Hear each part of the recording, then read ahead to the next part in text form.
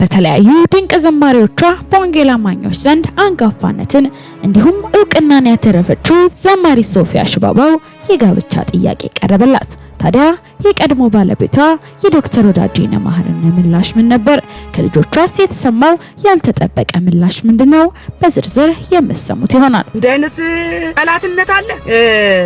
ላገባ ነው ያኛውን ፈታው እንደዚህ ግራም ያጋባ ነገር በጣም የሚያሳፍር ነገር። እኔ እኮ ክርስቲያን ባትሆኑ ምን ችግር አለ? በሌላኛው መረጃችን ከሰሞኑን የቀድሞ የኢትዮጵያ ኦርቶዶክስ ተዋሕዶ ቤተክርስቲያን መምህርና ዘማሪ የነበረው መምህር በጋሻው ደሳለኝ ያስተላለፈው መልእክት ብዙሃኑን ማስቆጣቱ ይታወቃል። ታዲያ በዛሬው ዕለትም የተሰማ አዲስ መረጃ ይዘንላችኋል።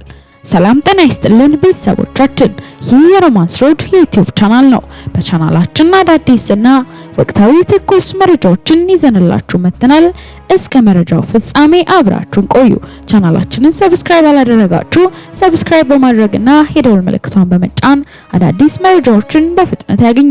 ቪዲዮአችንን ለሌሎች ሼር በማድረግ ቤተሰባዊነቱን ያጠናክሩ። ከሰሞኑን የቀድሞ የኢትዮጵያ ኦርቶዶክስ ተዋሕዶ ቤተክርስቲያን መምህርና ዘማሪ የነበረው መምህር በጋሻው ደሳለኝ ያስተላለፈው መልእክት ብዙሃኑን ማስቆጣቱ ይታወቃል። አንተስ ምን አርገነው የሚለው የመምህር በጋሻው ስብከት በከፍተኛ ሁኔታ ቁጣን የቀሰቀሰ ሲሆን ይህ ስብከት ምንም እንኳን ከ8 ወራት በፊት የተሰበከ ቢሆንም ከሰሞኑን በኢትዮጵያ ኦርቶዶክስ ተዋሕዶ ቤተክርስቲያን ላይ እየተነሱ ካሉ ጥቃቶች ጋር ተያይዞ በአዲስ መልኩ ከፍተኛ ውዝግብን ማስነሳቱ ይታወቃል።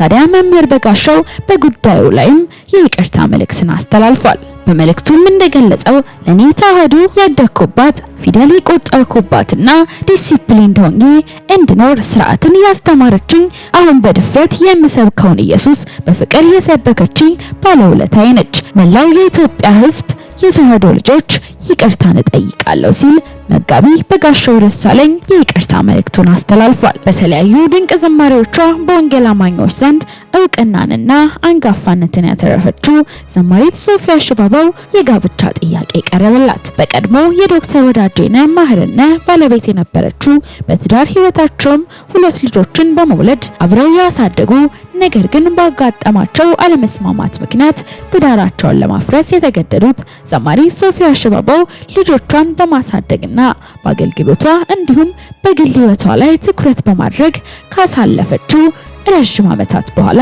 የትዳር ጥያቄ እንደቀረበላት ገልጻለች። ይህም ብዙሃኑን እያነጋገረ ይገኛል። ታዲያ የዘማሪት ሶፊያ የመለሰችው ምላሽ እጅግ ግርምትን ፈጥሯል። በንግግሯም እንደገለጸችው እኔ የተወለድኩበት አካባቢ ያደገ አማርኛው ደስ የሚል የገጠሩን ለዛ የተላበሰ አንድ ወጣት ባለሀብት ጎበዝ ነጋዴ በሰዎች በኩል አስተዋውቁኝ ብሎ ተዋወቀኝ። ምን ያህል ስራዎችን እንደሚያደንቅና እንደሚወደኝ ነግሮኝ የጋብቻ ጥያቄን አቀረበልኝ። እኔም ስለ ቀና አመለካከቱ አመስግኘው በጌታ ነው ወይ ብዬ ስጠይቀው አይ ጌታን አልተቀበልኩም፣ አንቺ ጥያቄን ከተቀበልሽኝ ግን ጌታን እቀበላለሁ አለኝ። ልጁ ፍጹም የዋህና ቀጥተኛ ሰው ነው። እኔም ለኔ ብለህ ሳይሆን ለራሴ ብለህ ተቀበል ብዬ ጌታን የመቀበል ጥቅሞችን አስረዳሁት። ከዚያም አንድ የምወደውን አገልጋይ ጠርቼ እሱ እንዲጸልይለት አደረኩኝ። በነጋታም ይሄው ነጋዴ ደውሎ ጌታን ተቀበልኩኝ፣ በአሁን ፍቅራችንን እንጀምር ሲለኝ አሁን መሰረታዊ የመጽሐፍ ቅዱስ ትምህርቶችን ተማር፣ ከዚህ በኋላ ነው ደግሞ የጌታ ፍቃድ መሆኑን መወያየት መጸለይም የሚቻለው፣ አሁን ስለምንም ጉዳይ ማውራት አይፈቀድም ስለው እና ከተማርኩ በኋላ እንጃል ብትኝ ሲለኝ እና በመማርህ የዘላለም ሕይወት አትርፈ መሄድ ነው ምንም አትጎዳም ስለው ብዙም አልተዋጠለትም። ከተወሰኑ ቀናቶች በኋላ የመኪና መሸጫ ቤት ሄዶ ደወለልኝና ነይ አሁኑኑ የ6 ሚሊዮን ብር መኪና በስምሽ ገዝቼ ልስጥሽ አለኝ። የምሉን እኔን ለማስደሰት ለማሳመን አስቦ ነበር። እኔም ቆጣ ብዬ ምን ማለት ፈልገ ነው ይህስ ለኔ ስድብ ነው ስለው ብስጭት ብሎ አረጅፋሽ ምን ይቱናት አለ። አሁን ንቀት ነው ስለው አረልም ያርግሻለኝ። እንዲሁ በማለቱ በጣም አስቆኝ ቆጣ ብሎ እኔ ላንቺ ካለኝ ትልቅ አክብሮት እንጂ ለማንም ልጃገረድ እንኳን ፈጽሞ የማላደርገው ነገር ላንቺ አስቤ ልገዛልሽ አልኩት ሲለኝ የኔ ዋጋ እኮ ከልጃገረድ ዋጋ እጅግ ይበልጣል ስለው እየሳቀ ተይ እንጂ የሁለት ልጆች እናት መሆንሽን አትርሺ። ስላከበርኩሽ ነው ልግዛልሽ ያልኩሽ ሲለኝ እኔም በገንዘብ ልታሳምነኝ መሞከር ከክብር አውርዶ የሚፈጠፍጠኝ እንጂ የሚያከብረኝ አይደለም። አርፈ የእግዚአብሔርን ቃል ተማር ብዬ ዘጋሁትና የሩቅ ወዳጆቹን እንቀረን። ወንዶች ሁሉ ራሳችሁን ለፍቅር ወይም ለትዳር ብቁ ለማድረግ ቀዳሚው የእግዚአብሔር ቃል ነው። በትዳር ውስጥ ገንዘብ በጣም አስፈላጊ ነው፣ ነገር ግን ዋናው ነገር አይደለም። ዋናው የእግዚአብሔር ቃል ነው ስትል ዘማሪት ሶፊያ ሽባባው ያጋጠማትን ይህን አነጋጋሪ ጉዳይ እንዲህ ብላ አጋርታለች። ታዲያ ከቀናቶች በፊት በፌስቡክ ገጿ ላይ እንደገለጸችው እህቶች ወንድሞች ሲያጫችሁ እንጋባ፣ የ10 ሚሊዮን ብር ቤት እገዛልሻለሁ፣ ደረጃ 1 መኪና አስነዳሻለሁ፣ የፈለግሽውን የንግድ ስራ እከፍትልሻለሁ፣ ዓለምን አሽከረክርሻለሁ፣ በሰማይ አበርሻለሁ የሚሏችሁ የምራት ትውሰዱ፣ ለበዓሉ ድምቀት ነው። ብዙ ሀብት ያለውን ሳይሆን ራሱ ሀብት የሆነውን ሰው ምረጡ ስትል ዘማሪ ሶፊያ ሽባባው መናገሯ ይታወቃል። ይህም ጉዳይ በቀረበላት የትዳር ጥያቄ ላይ የተላለፈ መልእክት እንደሆነ ይገመታል። ውስጥ ግብረ ሰዶም በጣም በዝተዋል። በሚዲያ ላይ ራሳቸውን እየገለጡ ኩል እየተኳሉ ጆሮ ጌጥ አድርገው ሌላውን እየሳቡ ነው። እንደ አይነት ጠላትነት አለ። ክርስቲያን ነኝ የምትሉ እናንተ ይሄንን ታዋቂነት ይዛችሁ ይሄንን በክርስቶስ ያገኛችሁትን ጸጋና በክርስቶስ ያገኛችሁትን ዕውቅና ለምንድን ነው የምታረክሱት ብዬ ነው እኔ በጣም መገረመው። በዚህ በምትናገሩበት ወታችሁ የማይጠቅም ነገር ለሌላው ማያንጽ ነገር እግዚአብሔር የማያስከብር ነገር ወጥቶ ከመናገር ለምን ወንጌል አሰብኩበትም? በዚህ ዕውቅናችሁ ለምን ወንጌል አሰብኩበትም? እና ወጥቶ ሰው እንኳን አይደለም አማኙን አላማኙንም የሚያጋባ ነገር መናገር ምን ይጠቅማል? ምን ይጠቅማችኋል? ይሄ ነው በጣም ያልገባኝ ነገርና ላገባ ነው ያኛውን ፈታው እንደዚህ ግራም ያጋባ ነገር በጣም የሚያሳፍር ነገር ከኔና ከናንተ የማይጠበቅ አንዷ ደግሞ ሚዜ ባሌን ቀማች። እኔ እኮ ክርስቲያን ባትሆኑ ምን ችግር አለ? ያለምኛው እንደፈለጉ ቢሆኑ በጨለማ ያለ ሰው አይፈረድበትም። እኔና እናንተ ግን በብርሃን ልንመላለስ የተጠራ ነውና በጣም አሳፋሪ ነገር ነው እየተገለጠ ያለው። በጣም አሳፋሪ ነገር ነው እየተገለጠ ያለውና እኛ ምን አገባን? ምን አገባን? ሰው እንትን ፐብሊክ ቦታ ወጥቶ ረብ የሌለው ነገር መነጋገር ምን ማለት ነው? እኔ አልገባኝም። እና ግራም ያጋባ ነገር እንደዚህ ተለያይተን ያለነው። ከዛ በኋላ ደግሞ አሁን ደግሞ ሌላ ላገባ ነው፣ ይሄኛው ደግሞ ሊቀር ነው፣ ይሄኛው ደግሞ እንደዛ ሊሆን ነው። ምን ይጠቅመናል? እኛ ምንም አይጠቅመንም። ይሄ ስጋዊነት ነው። ስጋዊ ጴንጤ ነው አሁን በጣም የተቸገርነው ነገር። የእግዚአብሔር እውነተኛ ልጆች በመንፈስ ነው የምንመራው እኛ። ይሄ ስጋዊነት ነው። ከዓለም በምንም አልበለጥንም እኔና እናንተ። አሁን በሚታየው ሁኔታ ማለት ነው በጣም አሳዛኝ ሁኔታ እየታየ ነው። በእኛ በዚህ በአማኞች በኩል አሳፋሪ ነገር እየታየ ነው። እና እባካችሁ እናንተ ስማችሁ የታወቀ ሰዎች በእውነት ነው የምለው እግዚአብሔርን ፍሩ፣ እግዚአብሔርን ፍሩ። በጣም አሳፋሪ ነገር ነው እያየን ያለ ነው። እና እግዚአብሔር ይርዳን። ያሳቅቃል በጣም በዚህ ዘመን ጴንጤ መሆን ያሸማቅቃል። ብዙዎቻችን ተሸማቀናል በእናንተ የተነሳ ማለት ነው። ለምንድን ነው ወንጌል ማሰብኩት? እንግዲህ አሁን የሄድንበት መንገድ በጣም አስቀያሚ ስለሆነ ከዘረኝነትም ፖለቲካም ምንም ስለተነካካን አሁን በቃ ያለምኛ ሰጣ ገባ ያለምኛ አካሄድ ያለምኛ ሁኔታ ነው እያየን ያለ ነውና ይሄ እንዳማኝ እንደ ክርስቲያን ወደ እግዚአብሔር ከመጮው ውጪ እኔ በማንም ልፈርድ በማንም ጠላይ ጣት ልጠቁም አልመጣውም። ግን የገባኝን መልእክት አስተላልፋለሁ። ይሄ ነው የኔ አቋም። አሁን ማን ነው ጥፋተኛ? አንድ ሰው ታሰረ፣ ወንድማችን ታሰረ። ለምን ታሰረ? እንደዚህ አይነት ነገር ውስጥ እንዴት መጣን? በዚህ አካሄድ እንዴት እዚህ ደረስን? ሁላችንም እኮ ዓለማውያን መሆናችን ነው። በቃ የያዝነው የክርስቶስ ፍቅር የያዝነው የክርስቶስ ወንጌል አልጠቀመንም ማለት ነው። ወንጌልን የጣለ ህዝብ ራዕይ የሌለው ህዝብ እንደዚህ መረን ነው። በቃ ይሄ መረንነት ነው እያየን ያለነው ነገር ከባድ ነው ለኛ። ስለዚህ እግዚአብሔር ይድረስልን። በአጠቃላይ እንደ ክርስቲያን እግዚአብሔር ይድረስልን። በጣም የሚያሳፍር ነገር ነው። ስለዚህ በዚህ በዛሬ ቃሉ ያለው ማቴዎስ 5:20 ላይ ነው። ራሱ ኢየሱስ ክርስቶስ ነው ደቀ መዛሙርቱን ሲያስተምር ምን አለ ብትሉኝ እላችኋለሁና ጽድቃችሁ ከጻፎችና ከፈሪሳውያን ጽድቅ ካልበለጠ ወደ መንግሥተ ሰማያት ከቶ አትገቡም አላቸው። ይሄ ነው የዛሬ ቃሌ። አኗኗራችን፣ አካሄዳችን፣ አነጋገራችን፣ ስራችን የተገለጥንበት ነገር ከዓለም ካልበለጠ እኔና እናንተ እንዴት ሆነን ነው ጌታ ሆይ ስላለን መንግሥተ ሰማያት ልንገባ አንችልም? እያንዳንዱ ራሱን ይፈትሽ፣ አካሄዱን፣ አኗኗሩን። በእኛ እኮ እየተገለጠ ያለው ነገር ከዓለም ባሰ። ክርስቶስን ከማያውቁ ሰዎች ብሷል።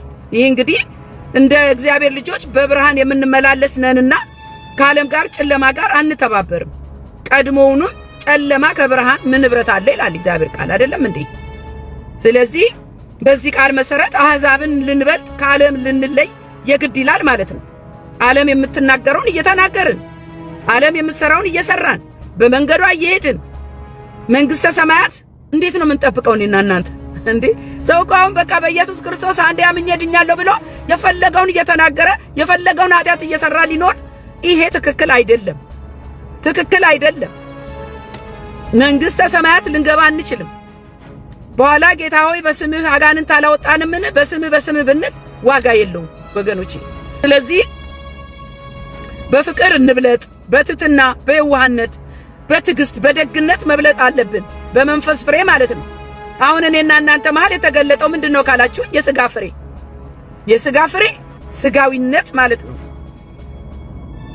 ከክርስቶስ የተማርነው ግን የመንፈስ ፍሬ እንድናፈራ ነው የሚጠበቅብን። ጽድቅና ቅድስና ለእግዚአብሔር የሚባል ነገር የለም እንዴ ወገኖቼ? ቅድስና ለእግዚአብሔር የሚባል ነገር ቀረ። እኔ ደግሞ በጣም የምጠይቃችሁ ነገር ምንድነው? ለምንድነው አደባባይ ላይ ጉዳችሁን ይዛችሁ የምትወጡት? እናንተ አማኞች ለምንድነው አደባባይ ላይ ይዛችሁ አሁን በሰሞኑን ሚዲያ ላይ የሚራገበው ላገባው የነበረው ቀምታኝ ሚዜ ቀምታኝ ምናምን የሚለው ታሪክ አንደኛ ውሸት ነው ተባለ፣ ደግሞ ተመልሶ ሁለተኛ ማንን ሊያንጽ ነው ያ መልእክት? ቤተክርስቲያን አገልጋዮች ሆናችሁ አብራችሁ ከእግዚአብሔር የምታመልኩ ይሄ አያሳፍራችሁም ወይ? ለምንድነው ገበናችሁን ይዛችሁ የምትወጡት? በጓዳ ብታረጉት እኮ ሁለት ጥፋት ነው። ትውልድ እንዳይድን እኮ ነው። የእግዚአብሔር ቤት እንዲሰደብ እኮ ነው። ማንን እያየ ይምጣ አዲስ ሰው? መሰደቢያ ያረጋችሁን እኮ መሰደቢያ። በጣም አሳፋሪ ነገር። ክርስቶስን በማመን ባገኘነው ጽድቅና ቅድስና እንድንመላለስ ለሰው ፊት ሳይሆን በእግዚአብሔር ዘንድ ላለን ስፍራ ራሳችንን ቅዱስ መስዋዕት አድርገን ልናቀርብ ይገባል። ሰውነታችሁን ቅዱስ መስዋዕት አድርጋችሁ ታቀርቡ ዘንድ ይላል ሮሜ 12 ላይ አይደለም እንዴ? ወዴት እየሄድን ነው እናንተ? እንዴት ነው ክርስቲያኑ የተበላሸው? ይሄ እያንዳንዳችን ሰው ደግነቱ እያንዳንዱ ለራሱ ስራ ይጠየቃል። ስጋውያን በጣም የሚያሳዝን ነገር ነው። ስለዚህ ፍሬያችን ሲገለጥ አያችሁ፣ አሁን ሰው የከረመበት ነገር ይገለጣል።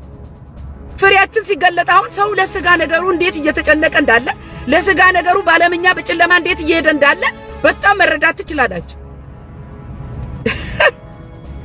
በጣም ልክ አለ፣ ዝሙት አለ፣ ቤተክርስቲያን ምን የሌለ ነገር አለ። ባል ሚስት መቀማማት አለ፣ ሁለተኛ ማግባት አለ፣ ሶስተኛ ማግባት አለ። አሳፋሪ።